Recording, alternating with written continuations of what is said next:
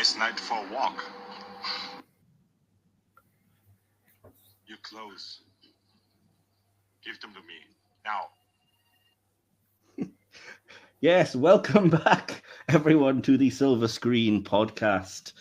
And that was a bit of a hint of what we are going to be looking at this week for this new episode. It's eagerly anticipated by some. Let me just start by saying, in the vast realm of sci-fi, there are certain movies that have carved out an indelible mark in the collective consciousness of moviegoers. And among them, James Cameron's 1984 movie The Terminator stands tall as a genre-defining film that continues to seemingly captivate audiences even decades after its original release. Directed by Cameron and starring Arnold Schwarzenegger, this sci-fi thriller slasher horror remains a pivotal entry in the realm of time travel narrative and dystopian visions of the future. We here are three avid movie enthusiasts. I am your regular host, Mike Wilson. Hello. I'm joined by my usual co-host, DK. Hello. And we are joined once again with the triumphant return of the long-lost Will Templar. Yay! Woo! Hello. 5 months, my God. I lost my computer, I got a laptop, but I still can't fix my Wi-Fi issue. So thank you for having me back. No problem. Well, just to give the audience a heads up then, you might be thinking, why The Terminator? Because normally we just do films that are related to something that's coming out in cinema and whatever. Well, we had this on the docket for a while because, believe it or not, Will had previously never seen the Terminator movies. Being his fantastic great friend, I bought him number 1 and 2 for Christmas last year to make him watch them, and knew that we could come around to reviewing them this year. So that was the plan. So it'll be a bit like old times, Will, when we were first recording back on different podcasts and everything, and I was introducing you to films. So. Absolutely. I think that's how we first conceived the podcast. It was like just introducing each other to new things, be it Doctor Who episodes, like in Classic Who. And then when we went to films, we did films that we kind of loved or despised. And we never really, the other person never had seen it before. So it's nice to go back to our roots. Yeah, absolutely.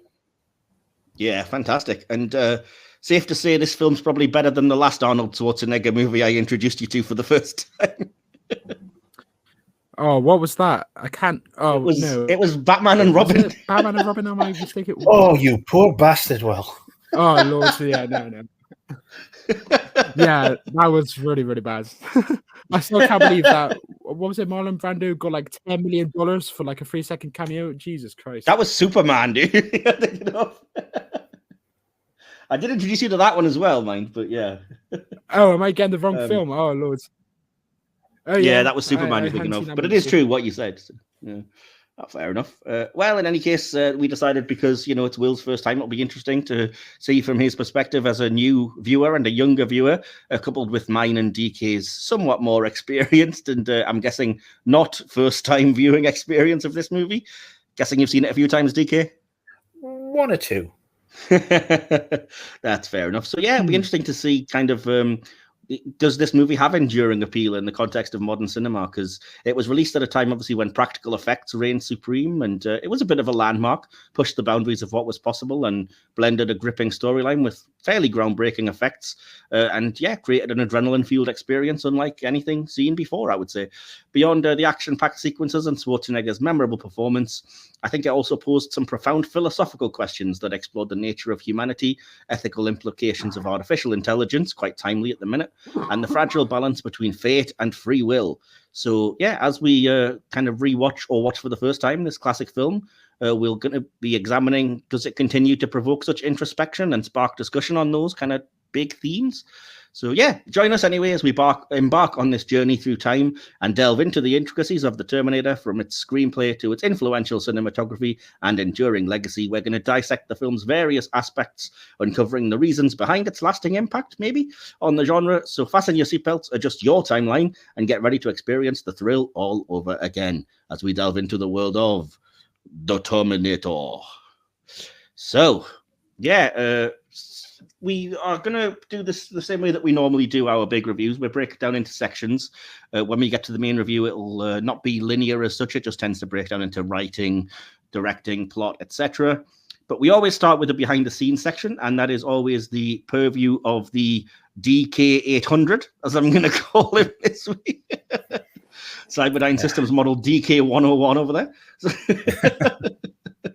Have you seen this boy? Sarah Corner. Anyway, so you all set with the behind the scenes stuff for us?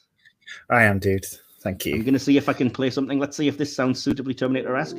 I would rather have been playing the Brad Fidel Terminator score, but we'd get immediately copyright strike. Yeah. If I was to do that, so we'll just have to go with night driving. It seems vaguely Terminator-esque. So I guess. take it away. I mean, Thanks, man. it's either that or like dance pop. Maybe. Yeah, this'll do. This'll do. It's a quiet night at Tech Noir. Hang on. It can be every time. It's hilarious. Wait. 2 seconds. There you go. Oh, there we go. That's all right. That's all right. It's a good track to put on a trench coat and shoot somebody. That's nice. Don't say things like that, dude. Jeez. Okay. Now, James Cameron initially envisioned the idea for the Terminator script while ill in Rome. He was involved in post-production on his previous movie, the one he doesn't like to talk about, Piranha 2: The Spawning. After spending the last of his own money on the flight out to Rome, the story goes that he didn't have enough money for food and, increasingly sick from lack of nutrition, went to bed one night with a fever. As he slept, he had a nightmare of a metal endoskeleton emerging from a fire and dragging itself across the floor by kitchen knives in its hands. When he woke up, he made a drawing of the vision and began working on a script, writing backwards from that initial premise. The endoskeleton aspect was futuristic, but due to money issues, obviously, setting it in the future was not possible, which necessitated the inclusion of time travel. Now, this first draft was much more elaborate than the final film version and included 2 Terminators and 2 Resistance fighters being sent back. The first Terminator, the endoskeleton version, would be destroyed during the course of the movie, so Skynet would send back another variant, one consisting of liquid metal, with the thought of using claymation in dark shots to portray the shape-shifting aspect of this second assassin. Now, realising that it wouldn't work and proved problematic for a relatively inexperienced director to sell this idea to the studio, he removed the liquid metal Terminator from the script and kept the first half only. Second half would have to wait several years after the CGI used in Cameron's '89 movie The Abyss convinced him that a liquid metal Terminator was now feasible. And then he returned to the idea and finished off his original script in 1991's T2. Now, carrying this trend on, 2 deleted scenes from the movie.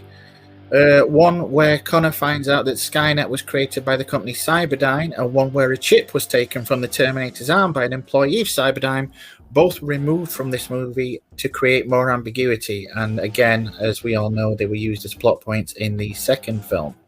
Sorry to interject, but I will just say that I do have a section that I'll get to later on the deleted scenes because I watched them on the Blu-ray, and that is among them. There's some really cool things that they cut, which would have set up that sequel in a different way. But we'll talk about that later. Cool, no worries.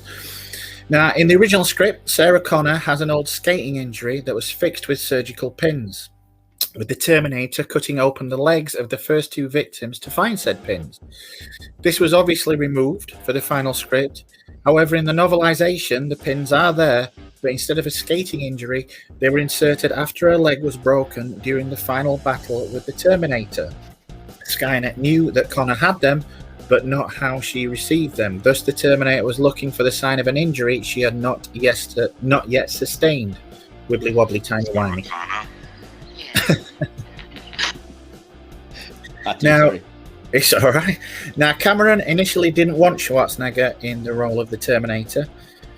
And he was originally approached by Orion Pictures executive Mike Medavoy after meeting him at a party to play Reese, the man who would come back in time and coin the term MILF. Now, Cameron reportedly didn't want Reese to have the bulk that Schwarzenegger, and only agreed to meet with Arnold at the insistence of Medavoy, planning on picking a fight with him at the meeting and then claiming he would be impossible to work with. Cameron instead found Schwarzenegger so charming and so enthusiastic about the script, despite apparently not caring for it at all that much, that he offered him the role, saying, "It's not about the hero, it's all about the Terminator." For his part, Schwarzenegger overruled his own agent, who had advised him against taking villain roles. As for the Terminator, Despite rumours to the contrary, Lance Henriksen was apparently not up for the role and just turned up to the studio meetings dressed as the titular character to make the execs nervous. Spoiler, it worked. Sylvester Stallone and Mel Gibson were briefly considered, as was, believe it or not, O.J. Simpson, who producers passed on as they feared he was, and I quote, too nice to play a cold-blooded killer. Oh dear. Now, yeah. Irony. That aged like milk. Now, the Schwarzenegger-Cameron friendship continues to this day, with apparently the only time the pair had a major disagreement was during the filming of this movie. The original line in the script was apparently, I will come back, which was then changed to, I'll be back.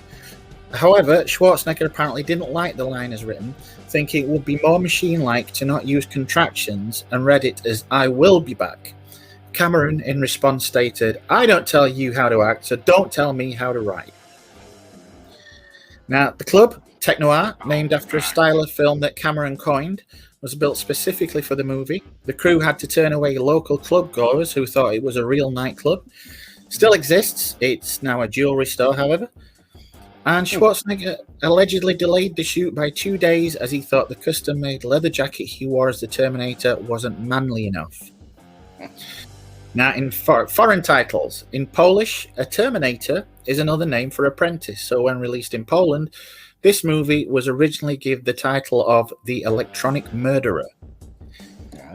Yeah. The truck that runs over the Terminator towards the end of the movie, it's the same model of truck as the toy version that the Terminator drives over at the beginning of the movie.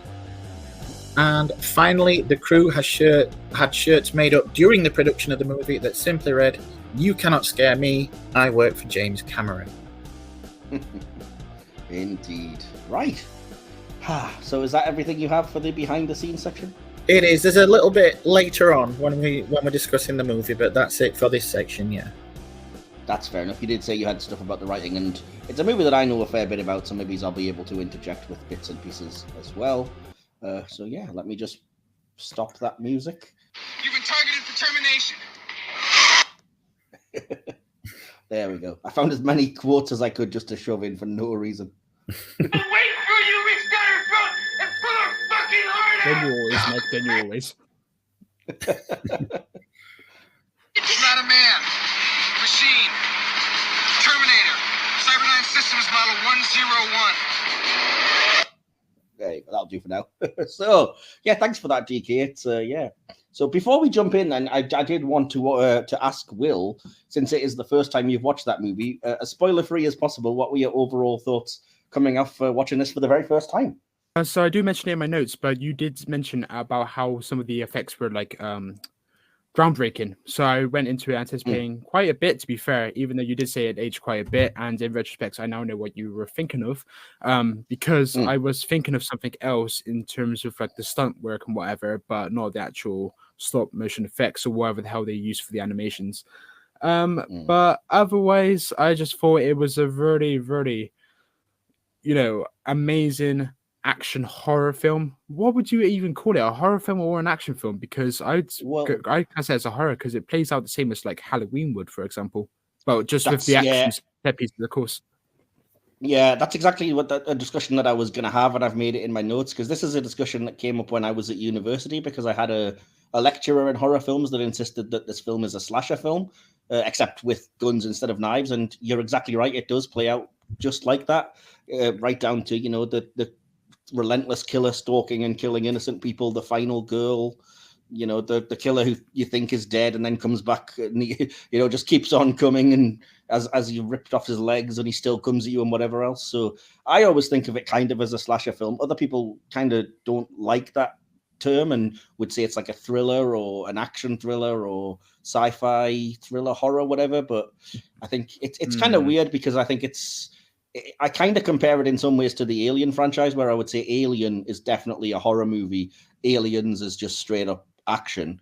And I think Terminator 1 and 2 are similar. The first one is very kind of atmospheric horror, and the second one is just pure sci-fi action movie, basically. So yeah, well, Will, I'll come to you as the first-time viewer, not to keep putting you on the spot, but what did you think of the acting, the main actors in this movie, or how did you think of the performances? And yeah.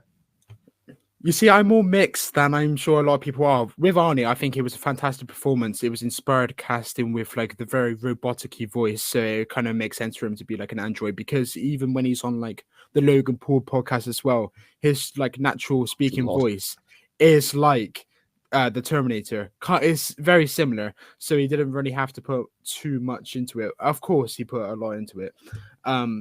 Whereas I do think, what's his name? Michael, I can't even pronounce the second name. It's just Michael Bean. Bean. Michael Bean. Whereas with him, I think he was unfortunate because he had to do a lot of the explanations to the audience.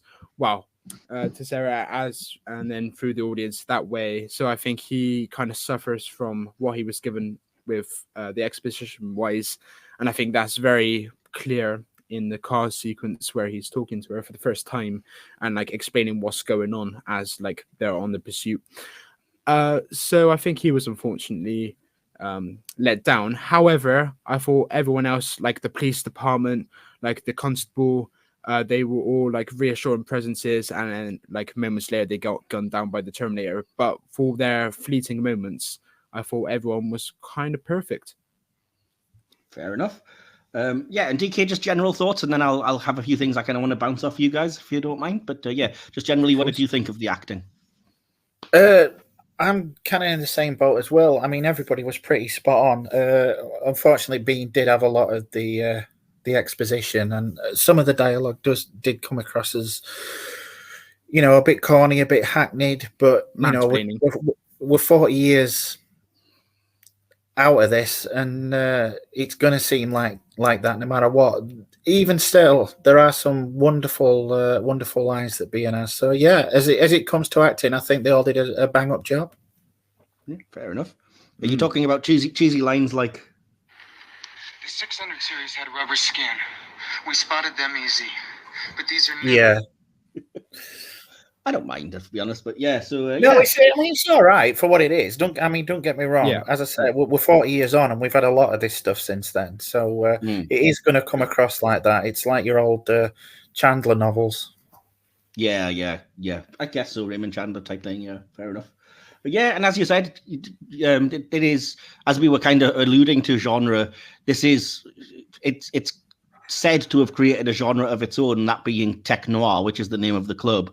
And I can kind of see where they're coming from with that as well. The kind of idea of a cyberpunk tech future thing, coupled with the trappings of an old film noir almost. So yeah, there's that kind of mix of atmospheres, and yeah, you can see why it kind of started and was a bit groundbreaking in that respect. But that's probably for a discussion for a later moment. But yeah, so what I did want to ask was, yeah, Will, this is your first exposure to these movies. So what do you think about the idea or the famous concept that Sarah Connor is like a feminist icon? And what did you think of her journey throughout this movie?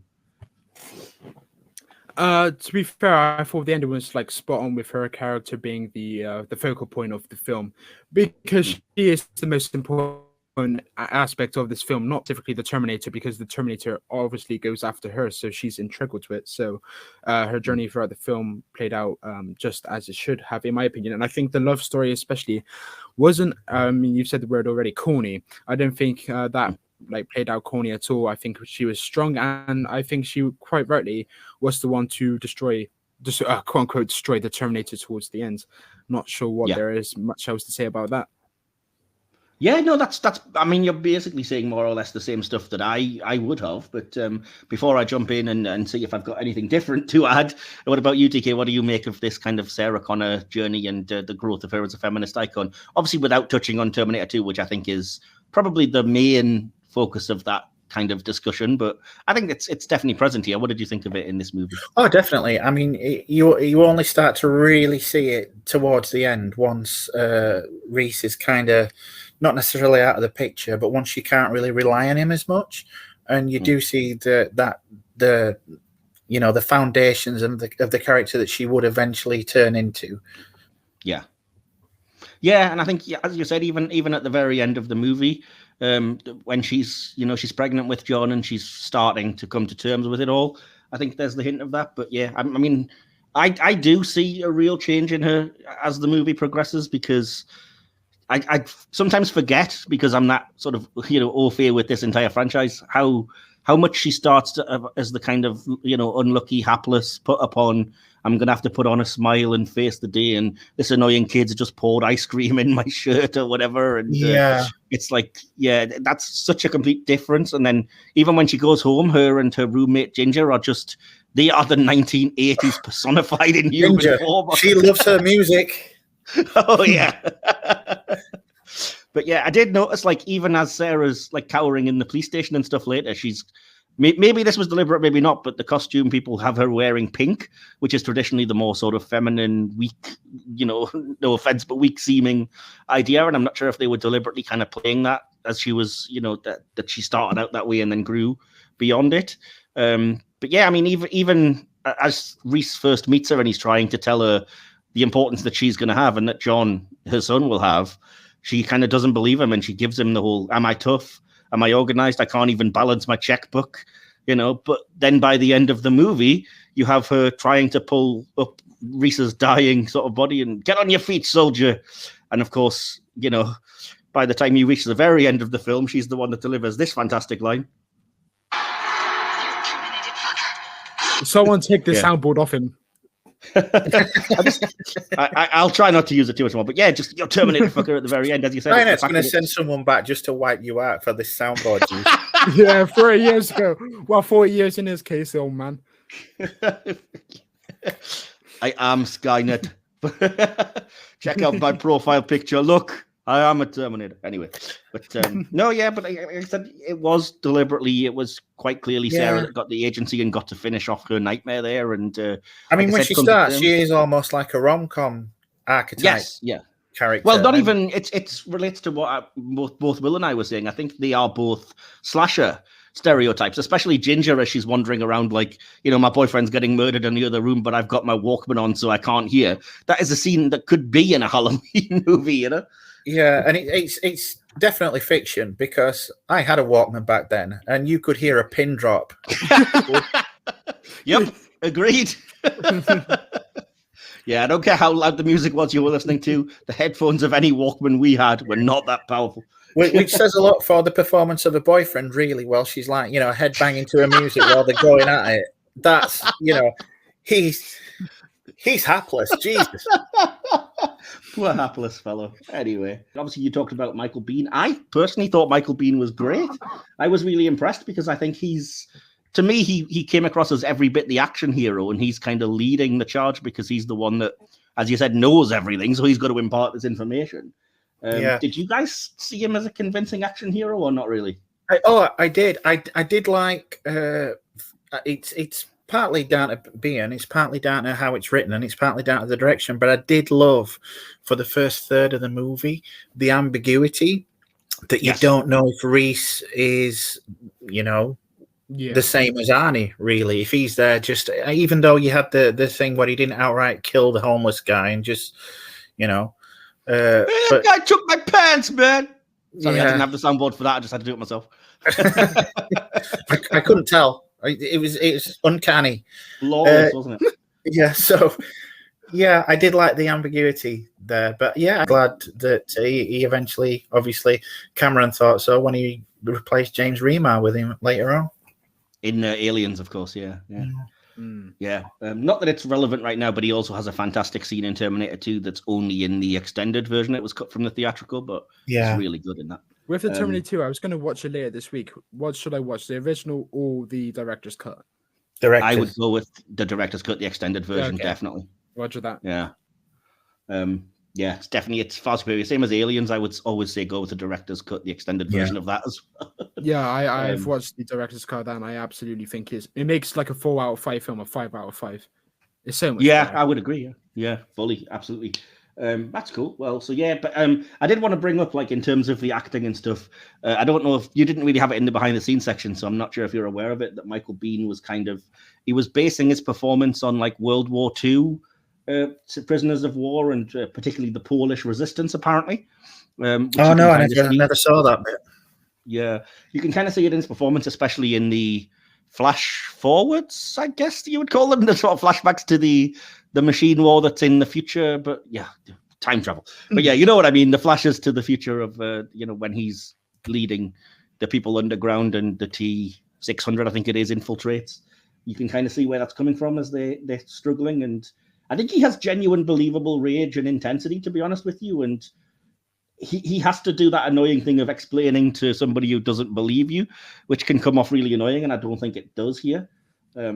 Also, in terms of this is me going into full-on annoying film study student mode again. But in terms of symbolism, it's I think people have pointed out he does emerge in a white light, starts out in pain, and says it's like being born. Plus, he has scars on his back, which are exactly where angel wings would be, and says he would die for John Connor, whose initials, by the way, are JC. So, if you want to look for this, the this guy there. No, but I'm just saying it's with DK about the ambiguity, and I think because of that exposition scene about a third of the way through, perhaps it was a little bit jarring. Like, I could never place my finger on what the problem was, but because of DK's good point of like the ambiguity at the start, and you don't really know what's going on. You're just like a passive viewer experience what is this film at the start. So for it to go straight to exposition is a little bit untoward, in my opinion. Yeah, I think it kind of has to, though, because there's a lot to try and clue the audience in on, even to the point that it does it with the little sort of text scroll at the start of the movie, and it still doesn't fully... Yeah, but I liked it. Yeah, it still doesn't fully fill you in on what's going on, but it's a surprisingly complex story that I think we are more easily able to understand and stuff because we are nerds and we watch a lot of time travel films and Doctor Who and stuff, so we don't really have to wrap our heads around it in the way that perhaps an average audience might have to. Yeah, I mean, this story is very close to home nowadays. We're living through it pretty much. I'm scared that it's like 6 years away. I think in the future this is set now, like to our current selves, and it doesn't seem that unrealistic. Yeah, no. Absolutely. Yeah, that's the thing. I mean, with the growing sort of emergence of AI and stuff, it's absolutely back in the news and back to potentially being very prescient again.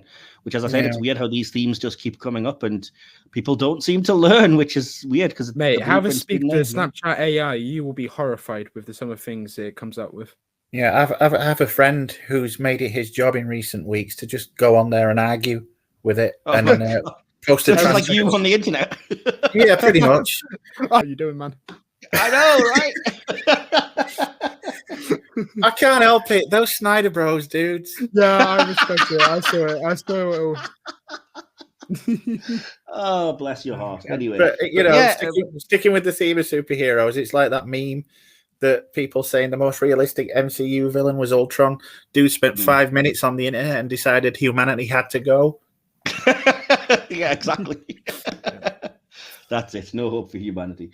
No, like bringing it back to the acting, because again, you guys have already touched on this, but I'm in complete agreement with you, Will, which doesn't always happen, but I also thought the love story was fantastic and really believable, and it's not something that I'm usually all right with in movies. I'm very critical when it comes to these things, and to be fair, there's a chance that Kyle could have come off as a bit stalkery and a bit creepish, especially when it's like, I've had this photo of you for so long and I came back through time to find you. And yet it doesn't. It just comes off as romantic and they literally get a room. So it was the right level of pompous. It was like subliminal. And I just think it played out really impressively. And again, I had the same issue with, well, not the same issue, the same potential issue of it. It could have been a bit stalkery. But it just seemed really sweet as well because of, by that point, you're aware of the stakes and what he's come from. So it kind of, not cliche, but you can kind of put 2 and 2 together and it does work. Yeah, I think the acting, certainly plays a huge part in that, but also the direction and the writing. So, like, for example, the key line for me is, in the few hours that we had together, we loved a lifetime's worth. To say that and not come off like a really bad Mills and Boon novel and, make it believable, I'm like, that's really good, I'm here for it. And it does it play into these ideas of, like, fate and maybe they were soulmates that were destined to get together? Because then he kind of tells her the opposite and says, you can make your own fate. So, again, it raises some pretty interesting questions. Perhaps. We briefly touched on it, but I did want to say, there isn't a lot to say about Arnie, other than obviously this is perfect because he doesn't have to do or say very much, which people said at the time it's perfectly suited for him. DK, I think you know the exact number of lines of dialogue he has, right? Yeah, 17 lines, 16 of which were original one was repeated. Yeah. So, and because he does do intimidating really well, and he even like the way that he moves or tilts his head and stuff, he does the robotic mannerisms really well. And as far as I'm aware, that wasn't anything that was taught. That was the reason he got the job, because he was basically instructing James Cameron on how the actor, whoever they cast as the Terminator, should move and should look. And Cameron's even said, like, casting Schwarzenegger goes against the plot, because the Terminator is supposed to be an infiltration unit that you wouldn't spot in a crowd. And Schwarzenegger's going to stand out in a crowd, He's not blending in. It is LA. They do have Muscle Beach there. Yeah, but I mean, like in the future, for example, they're supposed to be infiltrating, I would imagine a guy looking like, a stocking full of walnuts isn't unusual there. Well, you said it. But, so I don't have much else on the acting, except I wanted to bring up a couple of things. First of all, DK, your boy Dick Miller, who we just saw in Gremlins, makes another sly little appearance. Yeah, Mr. Futterman getting blown away. Hey, just what you see, pal, or whatever. Yeah, the problem is now, you look at that scene and you think, well, that's pretty much everyday life now. Yeah, I know, it's disturbing. And it's really weird to us. Well, I don't know about you, but it's weird to me as an English audience that they're walking in and he's like, well, some of these things, they have a 7-day waiting period. You can walk out of here with some of them right now. And I'm like, geez, that country is arse backwards. Yeah. The other thing I wanted to bring up, this is a really geeky thing, but it does feature Bill Paxton in the intro, along with Brian Thompson as the punks that get, attacked and one killed, several traumatized by the Terminator. Also, Brian Thompson's jaw. Indeed. But there was a kind of geeky thing going around for a while that Bill Paxton was the only person who has been killed by a Terminator, an alien, and a Predator. But as I researched this, people are in disagreement, because they say that the Terminator didn't kill the punk at the start of this movie, other than the Brian Thompson version of the character, that Bill Paxton survived. So he may have faced all three, but he wasn't killed by all three. And certainly by the time you get to Alien versus Predator, that title goes to Lance Henriksen, who was then being killed by an alien in Aliens, a Terminator in The Terminator, and a Predator in Alien versus Predator. And I think it's fairly obvious in those cases. So just a little geeky fact there for anybody who's curious. And I just want to say quickly, the supporting cast, as Will already said, all do brilliantly. The late Paul Winfield as the head detective, who obviously DK and I will know from Wrath of Khan and the Next Gen episode Darmok. I know. Shaka. And yeah, exactly. Plus, obviously, the aforementioned Lance Henriksen, bit of a legend in just genre generally. And Earl Bowen as Dr. Silberman, who would reappear in Terminators 2 and 3 in the same role as this kind of psychologist who's very crap at his job. So, yeah. I can jump in here if you're struggling with the actor notes. And it was towards the end, really. And it's more of like a practical effects note, I suppose. But you know how you have like those tennis balls sometimes that actors kind of have to use as an eye line for creatures and whatever that aren't there? Yeah, nowadays, yeah, totally. Yeah, towards the end, there's the moment in the factory where the final battle kind of takes place and where the Terminator is kind of quote unquote defeated. And it's a stop animation or the animation, whatever the hell it is. It is stop motion, by the way. I should have said that when you mentioned it earlier, but it is when it's in like full effect, where it's being completely used in all of these shots. And Carl goes to close the door, and then you have this really bad animation of the Terminator coming up towards the door. And I just thought, why wasn't there a Terminator-shaped tennis ball just there for Carl or Michael to actually use? They didn't have CGI, dude. It was 1984. No, but what I'm saying is have something there to give him like a reference as to where the animation would be. Oh, I see. Yeah, well, I presume they might have. I don't know, maybe not, but yeah, it's weird. But yeah, it's kind of weird that all the techniques that we know in terms of special effects don't work, and by our standards, it's surprising how well this holds up, considering how primitive. I mean, it is stop motion, like Ray Harryhausen style at the end once it becomes the endoskeleton. But again, we'll talk about that probably a little bit more later on. I've definitely got notes about the special effects and things. But yeah, so I've exhausted my notes on the acting. Did you guys have anything else you wanted to add? Not really. No, that's pretty much it. But everybody in this is kind of when you look at them now, they're a kind of legend in the genre. Yeah. I mean, it's a fantastic cast, even with Brian Thompson, who you're apparently not very fond of. But yeah, I don't dislike him. I just think, really, this guy has an equity card. You just hold Mortal Kombat Annihilation against him, clearly. Anybody that was in Mortal Kombat Annihilation, I hold that against them. Valid. No, I did read that this film gave a lot of actors their big breaks. Like it put them on the map, so to speak. That's the other thing I did want to mention, DK, because you kind of alluded to it in the behind the scenes that, James Cameron, to get the movie made, apparently had Lance Henriksen dress as the Terminator in the clothes that he wears at the start of the movie. And instead of doing any kind of pitching, you would send him in sort of 10, 15 minutes earlier than Cameron. And he would just walk in, look intimidating, sit down, say nothing. And then Cameron would walk in and tell them. And I was like, they are really lucky that paid off and didn't just result in like Henriksen getting arrested or something, you know? Anyway, so we'll move on to the writing / plot next. And DK, this seems like a good time to throw it over to you because you did definitely have something about this, yes? Yeah, it's a little long, but it's going on to the acknowledging the works of Harlan Ellison. Oh yes, I know this story. Yeah, it's for anybody that don't know. I mean, I am quoting an article here from Comic Book Resources, but it is pretty well sourced, this one. So, James Cameron versus Harlan Ellison. You know, this is where you probably insert that "let them fight" gif.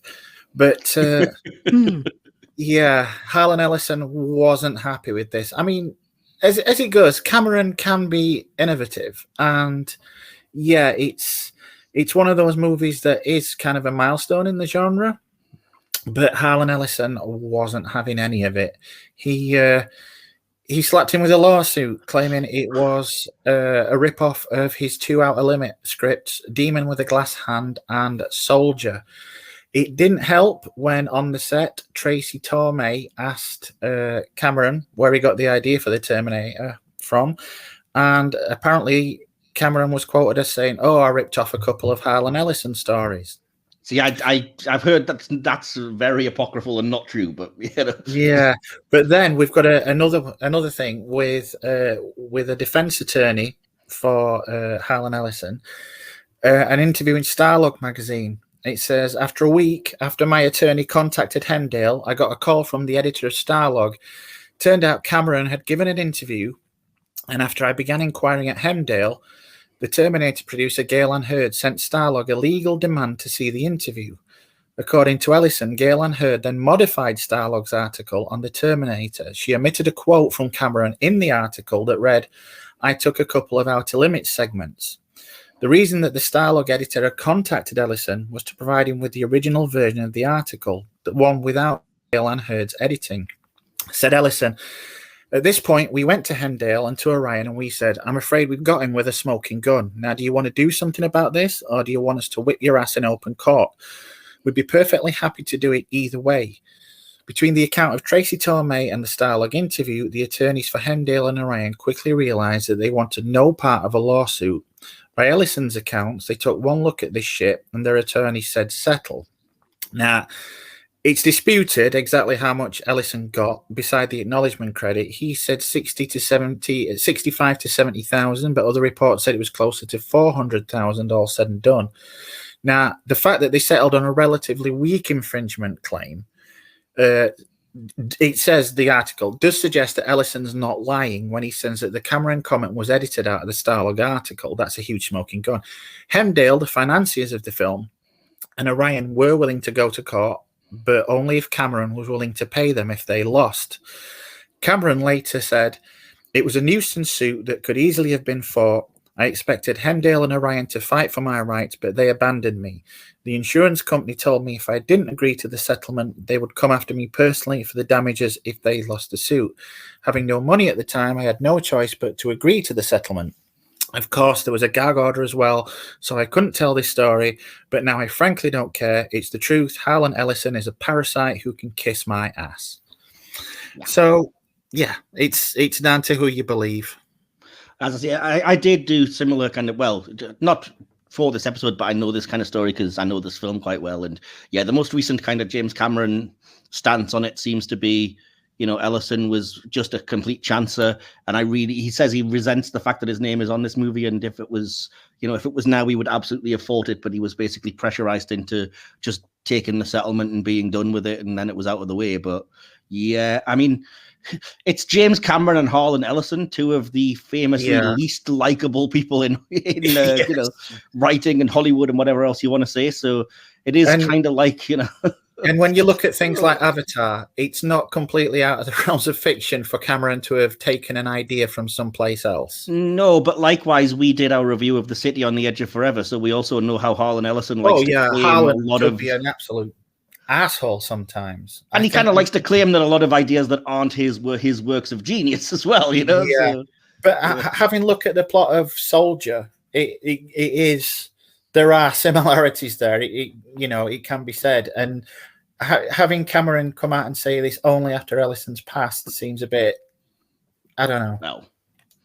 Yeah, it's one of those weird ones, but I do tend to believe that whether it's partly inspired by that or not, that I believe Cameron's story that he kind of woke up in a fever during the making of Piranha 2 and had this image of a metal, human skeleton in fire, emerging to attack him. And yeah, I mean, like I said, from there, maybe he got the time travel plot from Soldier or whatever else, but I don't believe it's that egregious. But like I said, these two people are not the best humans anyway, so it's who do you root for in this? Really? Yeah. Whoever wins, we lose. Precisely, to bring it back to Alien versus Predator. But yeah. So no, that was an interesting sort of weird thing to know. It is worth noting, and I'm kind of glad we have it down for posterity. But yeah, to get kind of back into the writing, then did you have any other more general thoughts about the film that aren't about who wrote what, DK? Yeah, I do like the little line from Reese that says, one possible future, where Connor's asking him. And yeah, there is some as I said, some, a little corny dialogue, but there's some fucking gems in there. The little passage which says, Thank you, Sarah, for your courage through the dark years. I can't help you with what you must soon face except to say that the future is not set. You must be stronger than you imagine you can be. You must survive or I will never exist. I was contacted actually today by a friend who went through quite a traumatic childhood. Well, I say childhood, teen years. And they told me that quote above everything else that they can remember in media got them through some of the darkest times. That's fair enough. Yeah. So, Will, what about you? Did you have any sort of general thoughts on the writing, the overall plot of the movie? Yeah, since we're not going in order of where these scenes actually come into it, I may as well just jump to the ending. I like how they go for like the defensive/offensive route of the film narrative structure. For example, the ending is far more rewarding for me since the first two acts always have Sarah and Kyle on the defense. They make love, have a streak of intelligent luck, and become determined to defeat the Terminator. Whereas for the opening hour, it was a relentless charge from the Terminator. Amazingly depicted in Sarah's hopelessness when at the police station, and the Terminator takes away any hope she had by killing every single person that was willing to help her, other than the then Mad Hat Kyle. So I thought that was sublime, and I think that was a shifting point in their relationship between Sarah and Kyle, and that's where the love story kind of did prevail, in my opinion. Yeah, it kind of contradicts what you said earlier about, Sarah being a very feminine, what's the word? Feminist hero. Feminist hero and whatever, when in the police station, Carl does come to her rescue, and that's like the next 20 minutes of the film. He just protects her and whatever. He gets her out of that sticky situation. However, like you guys did mention towards the start of the review, thankfully it does take that turn when Carl is like taken out of the equation and she can kind of come back into it. It was just at that moment she really needed him, and that makes everything that comes afterwards more plausible, in my opinion. Yeah, I think it's more that he had to kind of teach her, the things that she was going to have to know going forward, because it is telling that she starts speaking in his language. Like, I do think it's key that to try to get to him, get on your feet, soldier, and she's kind of learned that dialogue and that way of talking to people. So exactly, they're always on edge, even though like he instills that in her, even when they're like making love, for example. When the Terminator comes up to their motel, they're already one step ahead. Like, they can't have that sense of like calmness and no urgency. Yeah, exactly. Well, that's the film's kind of like that. I mean, that's one of the things that I kind of like about it is that it is very pacey, if that makes sense. It never seems to slow down. So you always get this, it kind of fits the title character because there is this relentless sense that something's in the background coming for you and it just keeps moving and it will not stop. And the film itself kind of is like that, which is like, I personally would have included a lot of the deleted scenes in the movie because I like them. But by the same token, I'm not a director and it probably helped the pace that, you know, it's down to, I think it's only an hour and 40 minutes in length, something like that. It's a really short film, yeah. Yeah, which by our standards is a really short film. By 1984 standards is probably average. But yeah, it's just weird because I think there's no fat on it, basically. There's no scene where you're like, well, you could have cut that, you could have cut that. And quite the opposite. There's things I might have added, but yeah, that was sort of a writing thing. Besides at the start, though, I think there were quite a few meandering scenes, and I did research this just before I jumped on, and I was like, I don't want to make an ass of myself, so I researched it. And apparently, some people do think some of the scenes at towards the start, I can't name any examples, but they were a bit surplus to requirements. It kind of took a few minutes too long to actually get into the meat of the story, and I do think the pace of the start was a bit meandery, so perhaps that was the reason, because of those scenes that didn't really add much to the plot. I'm not sure. See, I don't know if there is anything that I would say that, because I think it's all set up that takes you, like, as far as I can remember, there's a lot of there's a few scenes in the future, which I love all of those scenes because they look incredible, especially considering they're all model shots basically as well. It's just exceptional. So I love anytime you do that. And then it's just basically setting up Sarah. And like I said, the fact that she's put upon and run down and has a kind of crap life. And then you're setting up that coupled with the Terminator going around knocking on doors to find the right Sarah Connor. So I don't think there's anything that's superfluous in those scenes. It's set up for the stuff yellow that would pages. be important. But yeah. Yeah, because he's just checking the phone book and going down, you know, each Sarah Connor in order. It's mad how if she hadn't found her roommate, then everything would have been okay. Like the Terminator just killed her, and then he hears her on the answer machine, and I was like, oh, well, the movie could have ended after about 10 minutes if she just didn't call. Yeah, but she called because she was freaked out by seeing the fact that people called Sarah Connor were getting killed. So it's another one of those. The Terminator would have been like, oh yeah, I killed her. I came to the address, killed her. Now I'm gone. Well, he didn't know that she was Sarah Connor. I'm presuming he would have figured it out by looking at ID or whatever, the same as he was able to figure out. Well, actually, that's one of the deleted scenes, which I will bring up now, is that the Terminator kind of walking away from the older Sarah Connor, the first one that he kills, when he kind of busts in the house and shoots her down. And it's very subtle, but he seems to kind of realize that she wasn't the right Sarah because, like, nothing's changed. He's still there and the timeline hasn't altered. So he kind of walks back to the police car and starts continuing looking for the right Sarah Connor. So I do think that there's a kind of, he wouldn't have been like, well, I killed her, everything's fine. It would have been like, well, oh crap, I'm still here. Guess I still didn't kill the right person. So yeah. But yeah, fair enough. What did you think though, Will? I did want to bring this up, being kind of the Doctor Who nerds that we are. What did you think of the kind of time travel plot and the idea that it's a giant bootstrap paradox and a self-fulfilling prophecy that, because a lot of people have trouble wrapping their head around the fact that John has to send Kyle back so that Kyle can have sex with his mom and then John can be born, kind of thing. So, yeah. Well, when you put it like that, I thought it was a very simple kind of, with Doctor Who, it's very easy to get convoluted and, you know, continuity mistakes and whatever. Whereas with this, it seems very run-of-the-mill Doctor Who plot of like bootstrap paradoxes and whatever. So it really didn't matter to me, and I just thought it was pretty basic, and it was effective in doing so. Yeah, it works for me, and I know a lot of people that are not like as heavily versed in sci-fi, including my mum, who really like it and have no problem understanding it. But likewise, I've had really frustrating conversations with people who have said like, well, if John had to send Kyle Reese back to impregnate his mum, then who was there to send him back? And I'm like, that's the nature of the kind of, you know, the predestination paradox. Because you just what have to he's about to do is going to cause that in the future. So as long as there's no mitigating factor of what he's about to do, he's able to do it up until that point.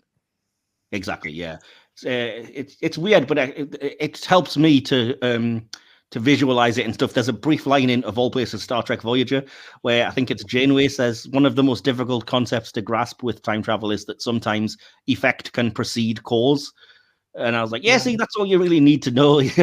He was born so that he could send it back so that he could be born. The effect came before the cause, but it's all one big loop, so it all still happens. And Precisely. What about you, DK? Did you have any trouble understanding that? Are you kind of on board with us nerds? No, I saw this at a very young age. I really probably shouldn't have been watching it back then, but yeah, I kind of picked up on it straight away. Yeah, that's fair enough.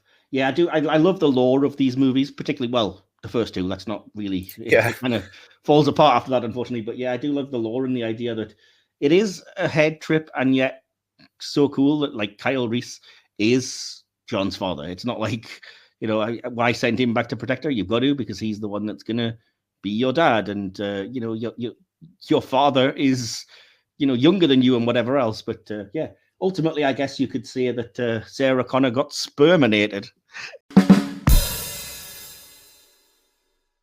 Oh God. And somebody did make a note that this is the only film in the franchise, spoiler alert, where mere humans oppose Terminators. Every other one has, some kind of Terminator involvement. Yeah, I don't know about you guys, but I liked that the action sequences were split up with like Sarah and Reese going to the cops and things like that. So it did seem to give you, although things were relentless, there was a bit of a slowdown to breathe, and I appreciated that. But yeah. Yeah, I think there were only like 3 major kind of action sequences, and they were all like dispersed. There was one at the very end. There was one in the police station about a third of the way through, and then you have the phenomenal car chase sequence, probably about 2/3 of the way through. Oh, that's interesting, because I would say my favorite action sequence was the actual end, from when it starts to melt into his endoskeleton. But it's interesting that you preferred the car chase. That's fair enough. Ironically, I think it plays out similar to Megan, the horror film that came out this year or last year. Oh, yeah, Megan is a rip-off of the Terminator. It is a rip-off of the Terminator, yeah. It reminded me of that. Yeah, very, very. Yeah, as soon as I was watching Megan and that was happening towards the end, and she's gradually going, bit by bit getting reduced down, I was like, yeah, I saw the Terminator as well. And then it rips off Aliens for added measure as well. Yes, yeah.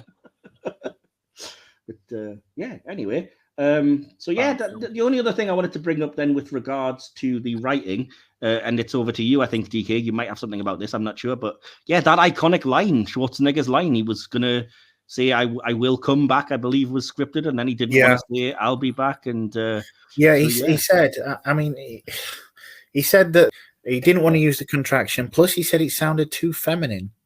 I'm not sure where that came into play, but yeah, he said he wanted to say I will be back, and Cameron was having none of it. The irony being that I'll be back is now Schwarzenegger's personal catchphrase that's used in multiple of his movies, not just the Terminator ones. But yeah. While we're on the subject of catchphrases, there are certain things that have come to be used with varying degrees of success in the Terminator movies. The other one, of course, being "Come with me if you want to live." Which, it's kind of like, who's going to say, I have a bad feeling about this in Star Wars. You watch a Terminator movie, you're wondering who's going to say, come with me if you want to live. But I like it. It's kind of cool, I think.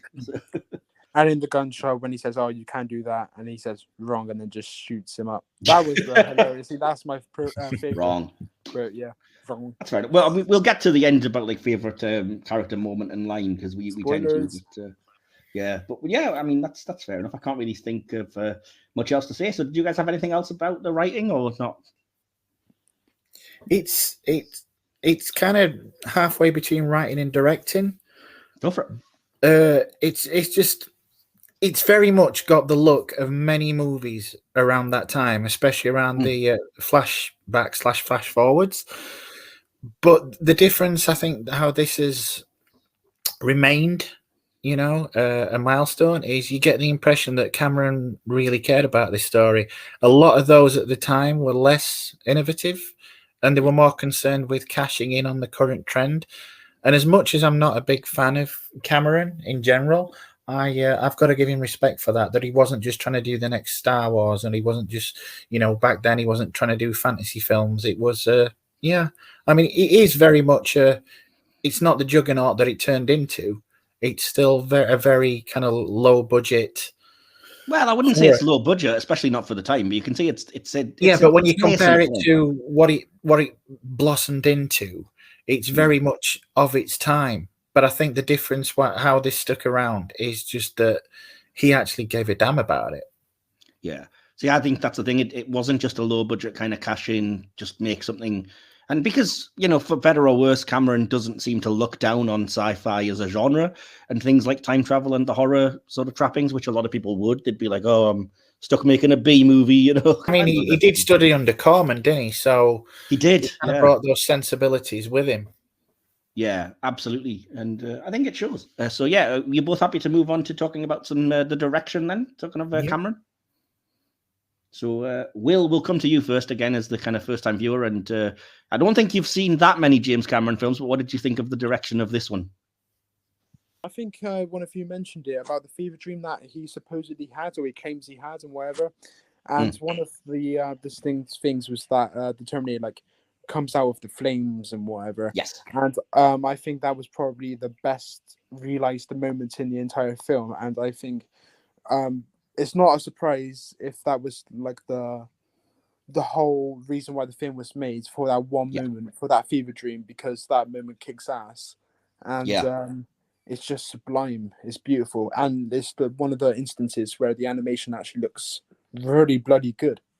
Yeah, I will say, Cameron has got, you can kind of look, I think, and there's versions of it that he drew this apparently when he woke up, and you can see that does exist, that sort of drawing that he made of the skull coming through fire, which again kind of refutes Ellison's "you ripped me off" argument, but we're not going to get into that again. But so I think that was the key image that he definitely, that was the genesis of the idea, and he liked it so much that he uses it for the entire opening credits of Terminator 2.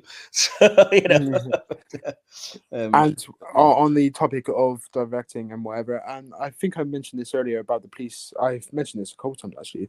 The police station sequence, I love it so much, and I think the shot selection was sublime. So you have you have low shots, you have aerial shots as well of when the Terminator comes in. You don't see much of him, but when you do see him, you have a lot of over the shoulder shots, you have a lot of high shots, whereas conversely, when you're with the police officers and whatever, they're all sitting down, so when you get the perspective shots, you're always looking up at the Terminator, and I thought that was a really, really good decision, because between every cut there was a stark contrast between the where the shot was positioned, and it works really well without being jarring, which was a surprise.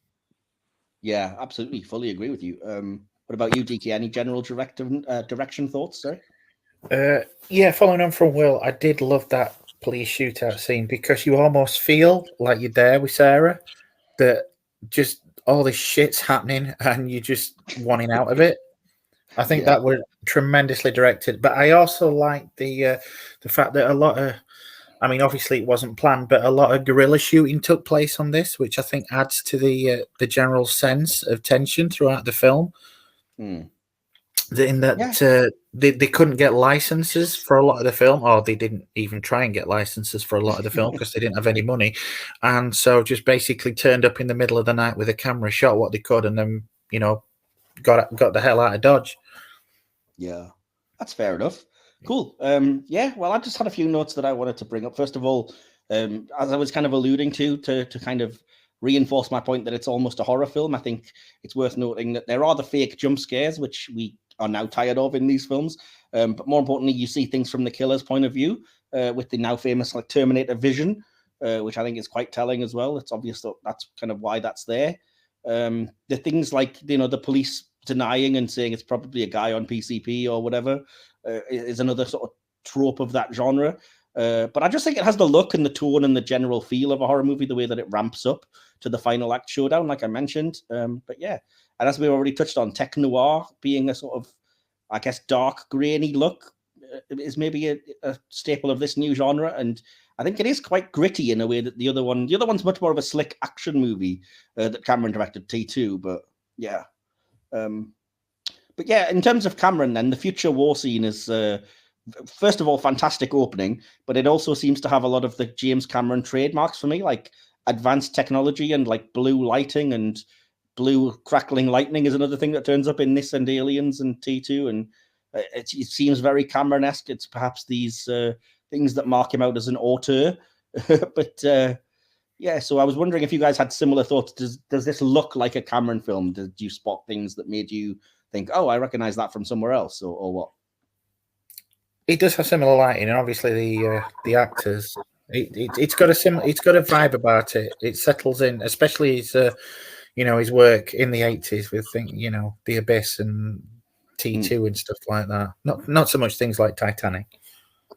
No, but yeah, I mean that's not really. But then again, I mean even Titanic in the last act becomes a very survival against the odds Cameron action horror kind of movie towards Especially those with points. the Titanic splitting scene. It reminded me of that scene when they teleport teleport through the future and whatever, time travel. Yeah, absolutely. But yeah, I mean, like I said, I love so much about those scenes in the future, including the transition of the treads running over human skulls to the kind of the current day, whatever it is, JCB thing with treads, or the Sarah going to sleep and then us flashing then to see the base and the survivors and the dogs that were able to sniff out the Terminator that was the basic, more basic model that was played by a friend of Schwarzenegger's. I really like all of those scenes, and again, I wouldn't remove any of them from the film. But yeah, so the next sort of point I wanted to bring up to you guys is: do you think the film is violent? Because I was surprised watching it back because I have a memory of it being quite horror and violent, and yet it seems like it's quite tame. A lot of the stuff's not shown or it's played off screen. Yeah. So what did you think about that? Do you think it's a violent movie at times? Is there anything that's too far? Will, start with you. Well, I think the death count is very high, so I would definitely say that it's a violent film, especially with all the authority, like the police officers being killed and whatever. So it doesn't show you them getting gunned down, though. In fairness, does it really? Does it not? I thought it did. Kind of. Not brutally. I mean, I've seen much more brutal kind of mass murder killing type scenes. Example, but but I did, similarly, I did like how you guys reviewed John Wick recently. I do like how the people in the clubs actually did react to the violence and not like in John Wick where they just like watch mass homicide and just dance to it. So I think for that club sequence where she calls the police for the first time, that was that was very violent, even though the attention was only on one person. I think a lot of people were caught in the crossfire. So yeah, I kind of get your point. There's not so much blood, and like when you did see someone get gunned down, it was usually from behind them. I noticed. So it implies a lot of violence, which it doesn't quite show, but I think it still sticks with you weirdly, so it's effective. Yeah. I love that club sequence, by the way. I love that Cameron switches to slow-mo to show basically Sarah going through that motion of oh shit, and there's so many moments that when you mention it, I just think, oh, that's just peak. It's a fantastic film. It's a fantastic film. It is very well made and directed, but so what about you in terms of the violence, DK? How did you respond to it? Like Will was saying, there would have been a time when I thought this was particularly violent, but having watched John Wick, it's kind of nothing now, really, and that's probably a harsh indictment in its own. Maybe we've become desensitized. Yeah. I mean, fun fact about the police station: they mentioned that there's 30 cops. It does actually show 30 cops getting hit by bullets. It does, but then in Terminator 2, it says that the Terminator killed 17 people. Yeah. So a lot of them survived, apparently. He's just a bit shit. Yeah. As Terminators go, those are rookie numbers. You got to pump those numbers up. I thought it was weird because at the opening, well, not the opening, but the start of the movie, there is that guy getting his heart ripped out, and yet you don't see it. It happens off screen. And I was like, that's so weird, because I remember that way more viscerally than it actually happens. And even the killing of the first Sarah Connor is completely off screen. It switches to slow-mo and you don't really see anything. There are a couple of things that I think push the envelope a bit, though. The first one of those is in one of the future flashes. It shows one of the resistance soldiers literally getting blown apart, which shocked me because I didn't remember that at all. And I was like, wow, okay, woof. That was a bit much. And obviously the Terminator, the T-800 gouging out its own eye is potentially gory, except for the fact that whatever bloody dummy that they put in is just thoroughly unconvincing to modern eyes, which I always get. That's one thing I was disappointed at in terms of introducing you to this movie, Will. I was like, he's not going to love that scene because it has aged dreadfully. It's clearly a dummy. So, Did you think that way, or were you kind of like, I can suspend disbelief? I cannot suspend disbelief. That's fair enough. You're correct. Yeah. But just to bring up some other things, I like that, as I said, there's a lot of slow pans revealing things. There's a few too many shots, though, of just framing a face. So you can tell that it's early in Cameron's career. He hasn't learned how to be dynamic and to not just do extreme close-ups whenever characters have dialogue. I do know that the movie gets bright as soon as we see Sarah, and her world gradually gets darker. As I've mentioned, I love things like the slow zooming and the dramatic tension. I was curious where the T-800 got the sweet new leather jacket and shirt for the end of the movie, but again, we'll break out the Joel gift for that one just for you, DK.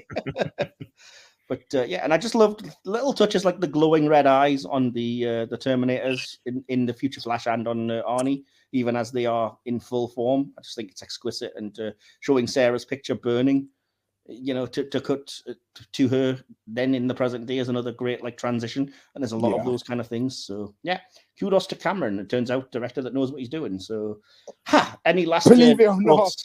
after reading your Way of Water review, holy crap. Well, I just didn't like that one film. But yeah. Piranha film.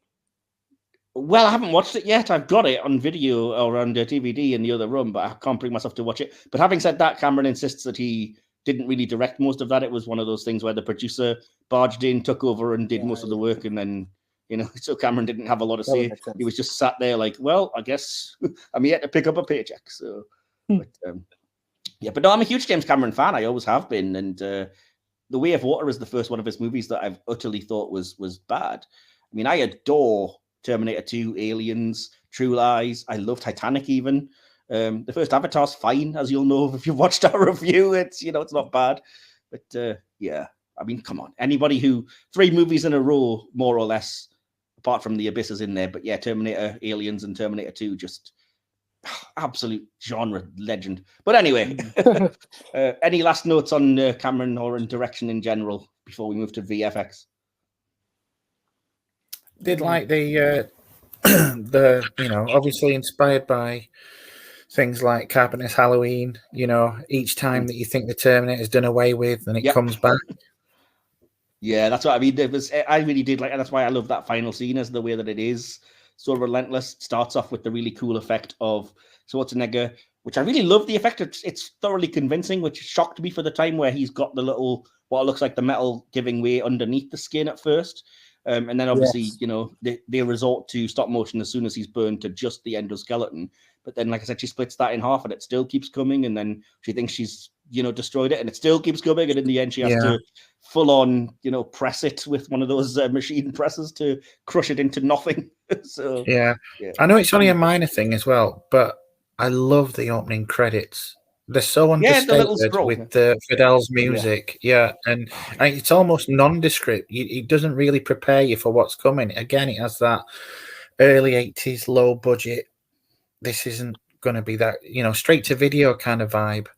And I just love it. I just love it. I love it when I love any movie that begins with a little sort of, overly dramatic bit of exposition, like in the year of darkness. And I love the fact that the Terminator poster actually has a little bit of that on it as well. Look at that exposition. The tagline is like, in the year of darkness, the machine sent back one thing through time and it was called the Terminator. I'm like, that's a long ass tagline. That's basically a plot synopsis, But anyway, so but I do agree with you, Michael. Back to the final scene where she's crushing him. I do like how it felt very claustrophobic with the hands coming through the bars, and then Sarah was pushed back against the wall and whatever. It almost gets her. So condensed into one tiny little room, and I thought, even though he's behind the bar, he's still strong enough and durable to be able to strangle her until the very final moment. Like, it's being crushed, but the light stays red for like the longest time until it literally is flat. Absolutely. Still, and it dies with its hand like stretched out to try and get her, which is quite telling, Right to the last moment. Just no thought for self-preservation or anything. Obviously, it's just literally, this is my target. I'm this close, So it's brutal. I like that. Yeah. Relentless. But yeah, speaking of the VFX, then obviously it goes without saying this is Stan Winston who did the practical effects, who is an absolute legend. If you don't know his work, look it up. But suffice to say, everything. So, DK, I have the feeling you're a bit of a fan because I know he works with the likes of John Carpenter a bit and stuff. Yeah. Yeah, I love Stan Winston, and it doesn't look great now a lot of the time, but I kind of look at it as the same way I look at Harryhausen movies. Practical effects they'll always win me over, and I can appreciate just how much work went into this, even if it doesn't look that great to modern eyes. Yeah, that's fair enough. I will say I don't think a lot of it has dated that poorly. I think that one shot of the dummy in the self-repair scene has aged badly, but the rest of that scene is brilliant. And even the kind of half-face makeup, similar to my little profile avatar here, in the truck at the very end of the movie is like, I can't see the join. It's flawless. And much respect to I think it's maybe Cameron or whoever was writing that came up with the idea of stop motion is very jerky, so let's just give the Terminator a limp before it becomes the endoskeleton, so that we can disguise that jerkiness by it's dragging its foot because one of its like ankle pistons or whatever is broken. And I was like, that's okay, because that gives you a little ability to accept that, I think, a bit easier, suspend that disbelief. So, but yeah, the stop motion, as you say, hasn't exactly aged fantastically, but I just love how iconic that endoskeleton design is. It's just so cool. It's still, people still buy figures of it and merchandise that looks like it, and it's just a brilliant design. So kudos. It's a fantastic design, and I think I agree with you just because of in the close-up shots, it does look fantastic when you actually get to see the details of it. Whereas with the wide shots, I did just like gravitate towards it just doesn't look good. Yeah, you are a younger audience though, and you probably aren't that used to technology pre-CGI, as I said. So I did have an inkling you'd probably find it a lot more like, oh, this is very ropey. But I don't think you would say it took huge amounts away from the movie still. So. No. I'll put it this way: I preferred this to Scorpion King. Oh, good Lord! I'd prefer eating my own shit to the Scorpion King. Oh, anyway. I'll take that one off. So yeah, any other thoughts on the VFX, and then I'll switch to music after that. Well, I just thought the cyborg eye when Arnie was like still fleshed out, so to speak, like when he's looking in the mirror, and it's just so seamless, and I just thought that was exquisite, and how they could like pull that off back in the day. You'd think there'd be a few lumps or like it was clearly like added on, but no, it literally looks like he was a cyborg. So that was really impressive. I can't wait for you to see Terminator 2 because the There's more effects of are that. just not so much that, but every one of the effects in it are groundbreaking, and it is the kind of the basis of every kind of effect, including CGI and stuff that we have now. And that still holds up. Yeah, maybe I'm biased, Right. but to me, because it is like T2 is my favorite film of all time, but to me, I think every bit of that special effects and stuff holds up even to modern audiences, considering it's 1991, and I think it all just looks amazing. So I'm intrigued to see if you would agree or not, but we'll see. I'll be watching it this weekend. Awesome. Cool. So yeah, we'll move on to the music and sound because we've already kind of mentioned, but obviously the score by Brad Fidel. How good is it? That iconic main theme with the whole like do do do do do do. The way it emphasizes, machines and electronic in nature and being metallic and futuristic, and it's also relentless, just like the T800, and brings to mind like the Jaws theme like that. And so that was my key thing, is just Fidel's kind of score. Yeah, you said so yourself. It's iconic. It is. It's iconic for a reason. Will, what were you saying? Sorry. It feeds into the surrounding like things that occurs. Like you mentioned, the machines is usually very in sync with what we see on screen, and I really appreciate that. Yeah, because it is, like I said, the relentless pounding beat that I think it adds to your sense of tension of like, oh, good Lord, it's still coming, something's out there, and it helps. That's music, enhancing the experience, I think. So, yeah. Absolutely. But I didn't really have any other thoughts beyond that, except, great, fantastic, iconic score. There's nothing else for now, then. I did want to go over some of the deleted scenes, if you guys don't mind. I've not seen them. I'll just let you roll with it, yeah. I mean, they're on the Blu-rays, so you could watch them anytime, because that's all I've got. Yeah. But I mentioned already the Terminator kind of seemingly realizing he's killed the wrong Sarah. There is an entire arc for Traxler, that is the Paul Winfield character, as he softens to Sarah and Kyle starts to believe Kyle Reese.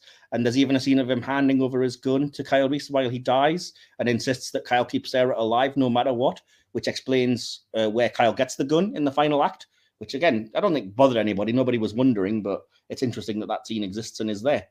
There is a really long and important scene that lasts 4.5 minutes that I truly wish they'd kept in, because it starts with Sarah telling her mother to stay at the cabin instead of coming for her, which explains another apparent plot hole.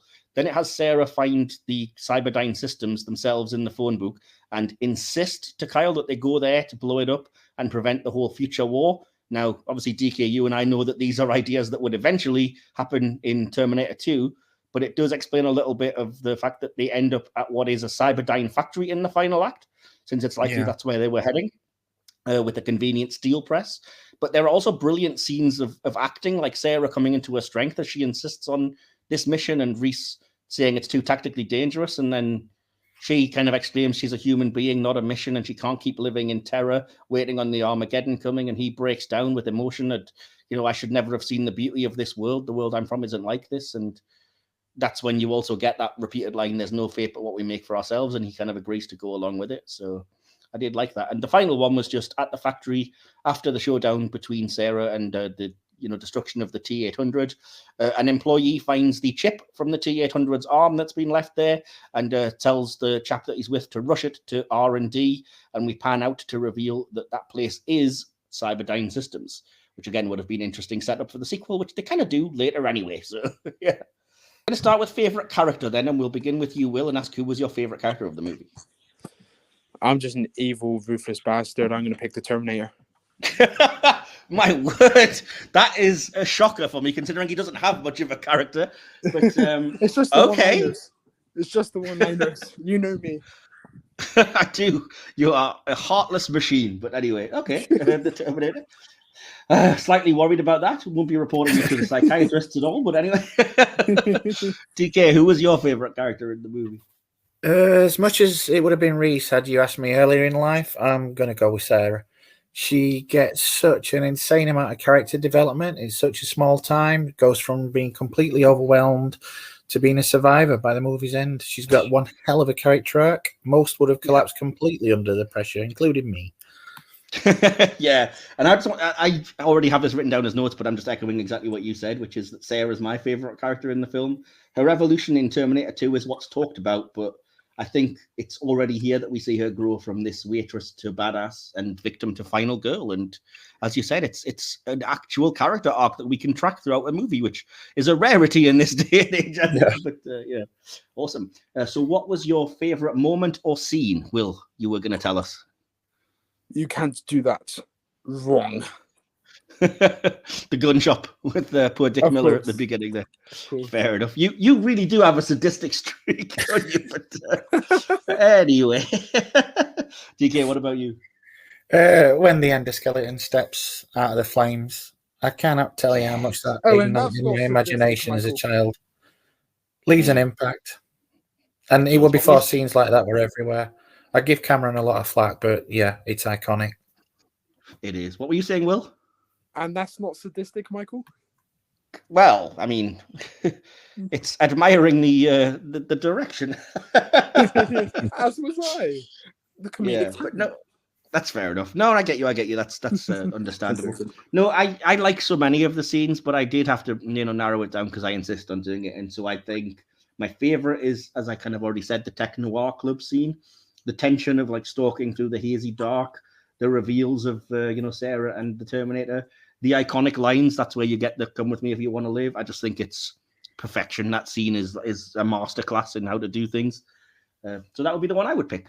So finally, what would you say is your favorite line of the movie? And we'll start with you. Is there a cop out to say "I'll be back"? Not at all. Not at all. I will choose that. I will be back. Just because you also do it for the outro of your podcast itself. I'm repping your podcast here. Exactly, you are. It's a lovely bit of symmetry. Cool. What about you, DK? It's listen and understand. That term is out there. It can't be bargained with. It can't be reasoned with. It doesn't feel pity or remorse or fear. And it absolutely will not stop ever until you are dead. That was literally mine, and I actually have it here. Listen and understand that Terminator is out there. It can't be bargained with. It can't be reasoned with. It doesn't feel pity or remorse or fear, and it absolutely will not stop ever until you are dead. Yeah, I love that as well because it just You've been gives you using the everything. sample sparingly for the final hours, so I do respect That was it. I just knew that I had that saved, and I was like, I'll drop that because I could read it out, but I wouldn't have the delivery that Michael Biehn does on that line, and it is fantastic. DK, you're absolutely right. Did not expect you to pick the same thing as me, but that was a pure accident. But anyway, so we will eventually head to our conclusions and scores. But before we do that, we often throw things open to our audience to ask what you think of these things. And again, this falls into DK's purview. So DK, you've gathered the audience's response to the Terminator. Do you have them there for us?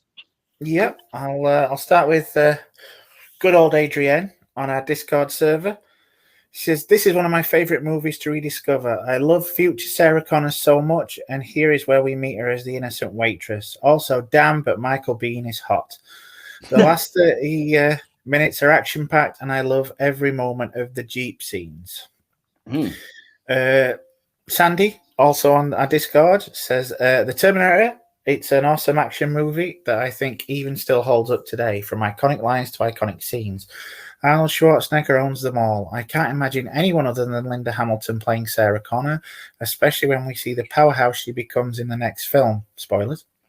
The action is intense, from the car chases to the assault on the police station, and finally the factory at the end. The time travel and futuristic layer solidifies the film as another masterpiece in James Cameron's," and then she's put in brackets, "sorry DK, belt." Now, I do have to agree with her on that. L Gage 1979 on the Discord says, "I would agree, sci-fi, horror, action all rolled into one. Definitely creates a huge paradox though, kind of chicken and egg scenario. Interestingly enough, Schwarzenegger only had somewhere about 65 lines for the entire film. He wishes." I think that was a typo, to be fair. Johnny W. Staggs says, "The first Terminator movie is still my favorite of the franchise. It's a tight story filled with atmosphere and suspense. It's my second favorite Cameron movie after Aliens. I saw it after I saw T2, though. I got the DVD from a friend, watched it, and loved it." Jamie says, "Whilst not as good as T2, the first Terminator film is still fantastic. It's got fantastic action throughout, brilliant suspense, a really great pace, effects way ahead of its time, engaging characters, and is just a brilliant film. It definitely does get overshadowed by the sequel, but the original is still absolutely fantastic." Sourish Guide, is that Theo? It is Theo, yeah, on our Discord. Yeah, he says, "It's all right." He did the Sam Millican Award for this week, clearly, because my brother didn't chime in this week for once. Yeah, and Christian says, "I'll concur. It's all right. I think it lays a really good foundation for the masterpiece that is T2. Lee Gage says, "Love the film. It's has one of my favorite delivered lines," and then he gives our favorite line. Yeah. He says, "But if you're doing Terminator, I beg of you, dive into the paradox of time travel. John sends Reese back to protect Sarah before John is born, but because Reese is John's father, how did John exist in the future to send Reese back?" We did talk about that, and we didn't have an issue. Said, if you don't understand, you're a dumbass. Oh, I didn't say that. I did. You can take that flack. Yeah. Taking the heat off us for once. You're welcome. Glad to be back, guys. Hey. We've got another whipping boy. It's awesome. Great. Paul says, "I watched 1 and 2 for the first time recently for a film club. Terminator is a good action film, but I don't think it would be particularly special if it wasn't the first of this. What? If it wasn't the first of the series? Story is okay, performances are good, but not amazing. It does launch Cameron's and Schwarzenegger's careers, though, and is noticeable for that." I think we've got a hot take award.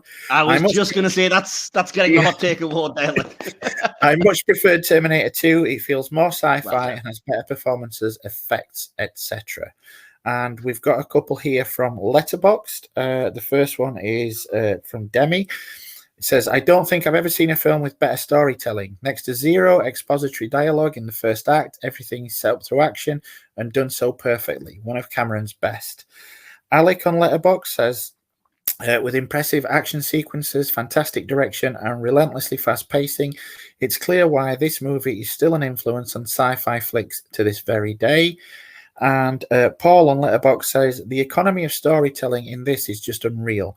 Quite honestly, zero wasted moments. Every single piece is building on one idea or moment or bridging to the next. The last budget strap movie he ever made, and as much as I love what he does on a grand scale, I'd be so fascinated to see Cameron make something this stripped down again. The ability to imply scope and scale is what makes high aspiration / low budget sci-fi work. And all the stops are being put out here to make it all feel comprehensive. And I'm going to give special shout out to Paul on that one because he agrees that it was low budget too. It was low budget. Fair enough.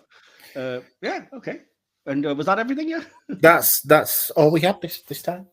Awesome. Well, I did have a quick question for when we conclude our conclusions and score, but we will start with that. And as we tend to do, we'll start with our guest, Will. You are back new to the podcast, but you know the drill. Do you have a conclusion and a score out of 5 stars for us, please? I do, and unlike Top Gun, it's not just solid. I do apologize for that. So my conclusion is as follows: an overall fantastic film that falls just shy of a perfect score because of its brief dialogue shortcomings and mostly bad animations. I'm sorry, Mike. The casting is wholly inspired, and the crew knocked out of the park depicting a bleak world merging with our quote-unquote reality, in turn bringing the bleakness along with it. And as such, I give Terminator a 4.5 out of 5. Fantastic. Can't say fairer than that, really. But yeah, I'm really pleased you liked it, as I said, considering I introduced you to it this for the first time. So I have a feeling Terminator is just going to be out and out 5 out of 5. I really hope so, because like I said, it is my favorite movie of all time. I've always said that. When I worked at a cinema, briefly we were told to tell them my favorite movie to put on our badge, and my badge said Michael Terminator 2. So, but then again, we did disagree with Alien and Aliens. I prefer Alien because it's such a phenomenally and like effective horror, whereas Aliens goes too actiony for me. So maybe we'll disagree again. Who knows? Maybe.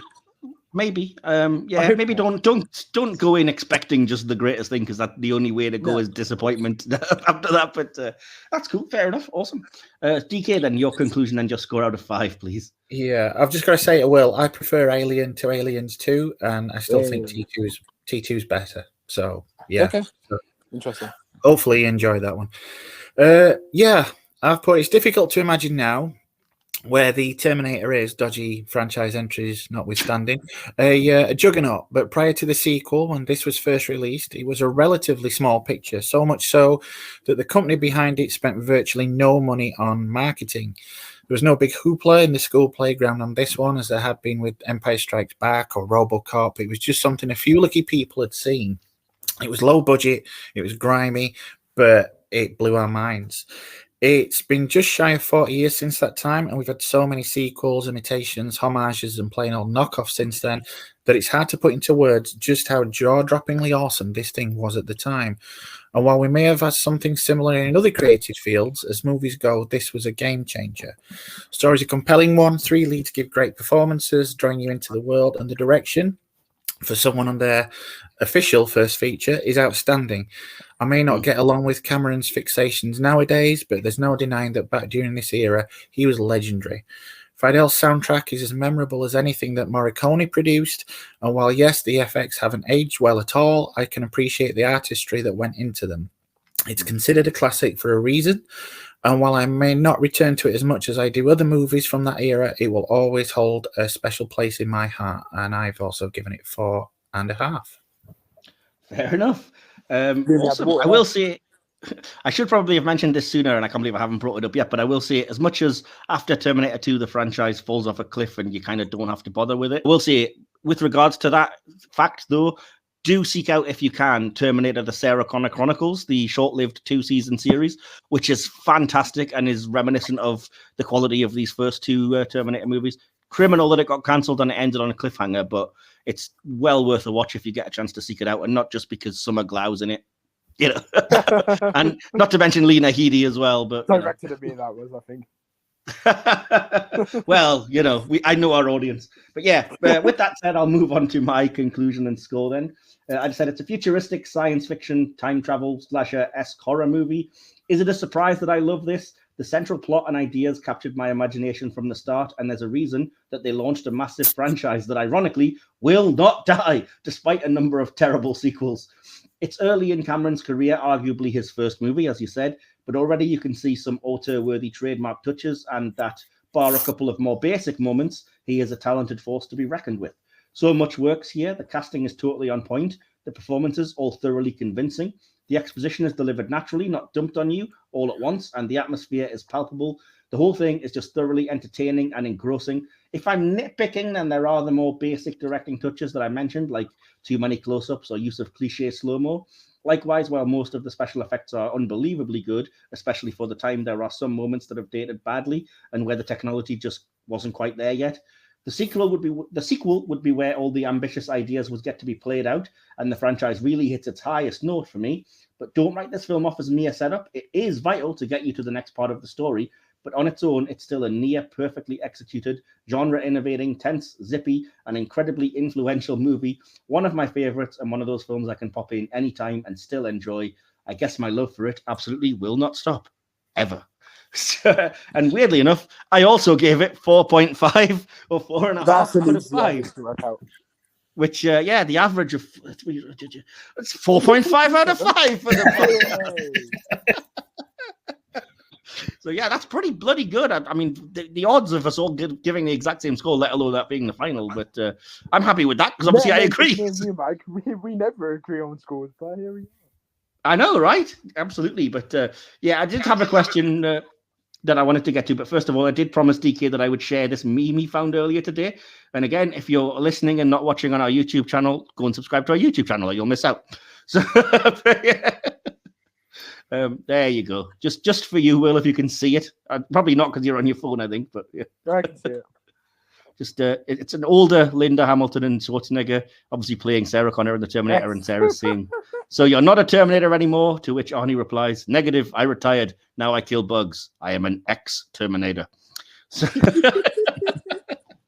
that was for you, DK. You insisted. Thank you. You're to blame for that one. So So before we go, then quickly, I did want to say, because I'm just curious. Will, how many James Cameron movies have you actually seen? Oh, right. To Letterboxd Lego.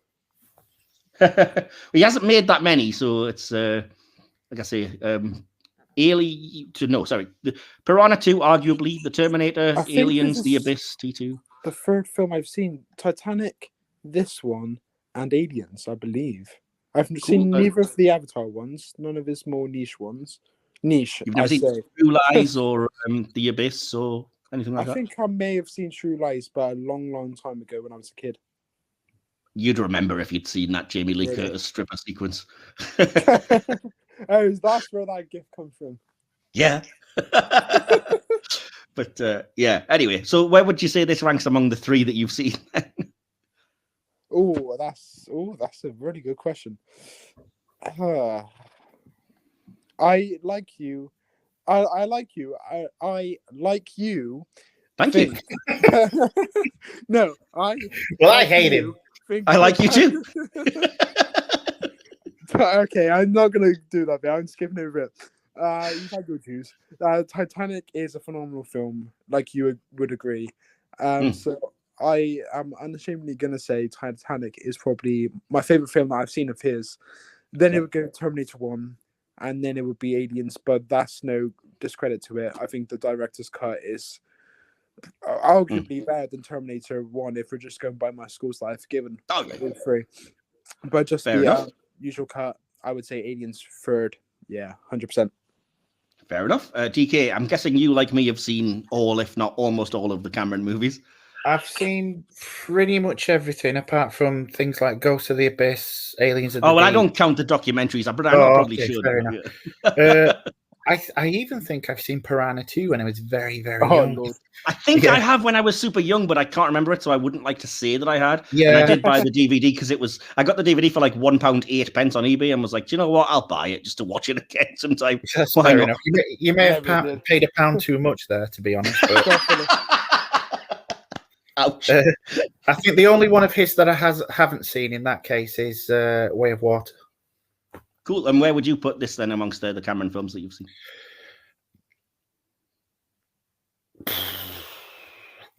Do you know something? I think I might put this.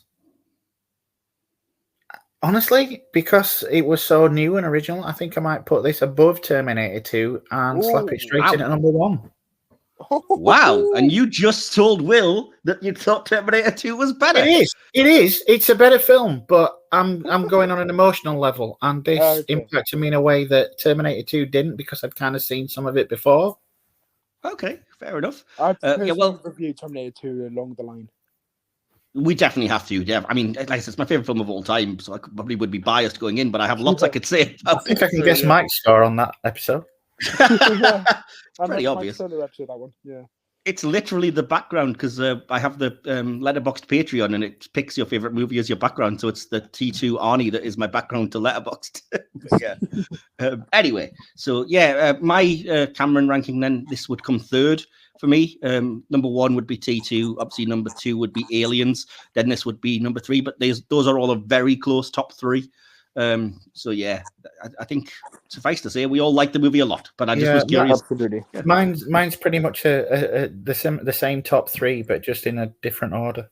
And you could pretty much shuffle them around. I mean, for argument's sake, you could say they're almost. I mean, especially Terminator 2 and Aliens, I would say are probably both 5 stars if we're classing the director's cut of Aliens. And it's just literally I have to pick one of them to be superior, and T2 has the more emotional impact to me because it was one of those, made you fall in love with films in the same way as Jurassic Park or Superman were.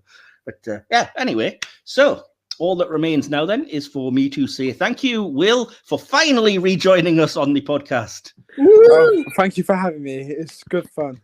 As always, awesome. On these. And I believe you will be back hopefully a few times from now on. We're going to have you on regularly and doing some editing, hopefully. But if I'm not mistaken, you're coming back for our very next episode. Is that right? Yeah, so sorry if you didn't like me for this episode. I am coming back to review Donnie Darko, I believe. Yes, I was going to say that. We'll reveal it. It's going to be another cult episode. DK is presenting us with that, with another DK's cult. And so yeah, we're going to be joined by Will, Jamie, and DK will be hosting that one and guiding us through Donnie Darko, a film that I saw. Jamie's wanted to do that one for months back on big screen days. He was like, get me on for Donnie Darko. So I can't wait to speak to him because he's a very passionate guy on that film. It's another weird one because it's the first time you've seen it. You've already said it was on your list to watch, so you'll be glad to cross it off. Yeah. It's a film that I saw a couple of times but haven't seen for at least 10 years. And DK seems to know his stuff when it comes to that one. So you looking forward to that, DK? Definitely. I'm just going to try and find all the behind the scenes nonsense for that now. There's lots of it. I'm sure Jamie will be finishing. Exactly. But so you can always find us, as I tend to say, in the episode description. You can find our link trees and the links to find the podcast and our various places throughout the internet. You can also still submit a movie for us to review. As I said, if you go back and watch our 200 subscribers video, we threw open the floodgates to you to say if you want to suggest something. We'll take the thing with the most suggestions, or we'll do a little surprise draw. DK watch Lady in America and just be completely blown away. So yeah, if you don't want us to have to watch Laid in America, please suggest anything else to that one. And so Will, did you have anywhere you wanted to shout out whether people can find you? You can find me on Instagram, and that's pretty much it nowadays. So yeah. And we do have something coming up on the Who Game Shows channel again soon as well. Of course, that will be out by the time this comes up. I believe a game show called Jeopardy that apparently no one's heard of before. I have. Well, you have because you were a kid when it came out in the 70s. No. If only I don't have the sound clip of him saying "fuck you, asshole." If only I did. Well, we did that, and it's coming out very well. So give that a go. And more game shows to come, and perhaps another game show from Michael in a coming month or two. Maybe. Yeah. I'm just Lady in America on Letterboxd then. Oh, hell no. Really, you don't strike me as a man who's like into YouTube culture. Michael is like a little bit. He's dipped his toes into it. He knows who KSI is and whatever. I just think you'd be like completely lost, and I think the reaction on the recording would just be a sight to behold, DK. So I want to see you do that. Well, one of the reviews literally is, "I chuckled once. I will regret that for the rest of my life." We can't do a review anywhere near as good as that. But yeah, we shall see. So yeah, thanks everyone for joining us. And do come back in a couple of weeks' time, I believe, when we'll be dropping our Cult Donnie Darko review. And stay tuned. We have lots of things coming down the pike for you to enjoy. So it seems very fitting to give our usual send off. But who wants to take us out with that today? Yes, yeah, sure, I'll do it. Yeah. Go for it then, Will. Fuck you, asshole. I knew you were going to say that. In the epic words of Arnie, we'll be back. Or should I say, I'll be back. Bye. Bye.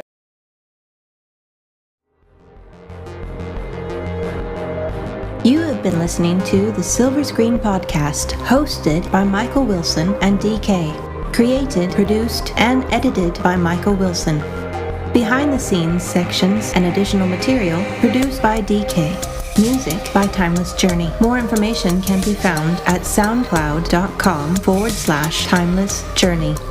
Follow the podcast on Instagram at Silver Screen Podcast, or look for the Silver Screen Podcast under Facebook groups. Links to all our social media accounts and more are in this episode's description.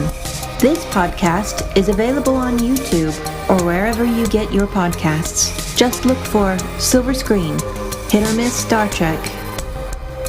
This has been a Mike's Podcast production. Copyright 2022. Thank you for listening.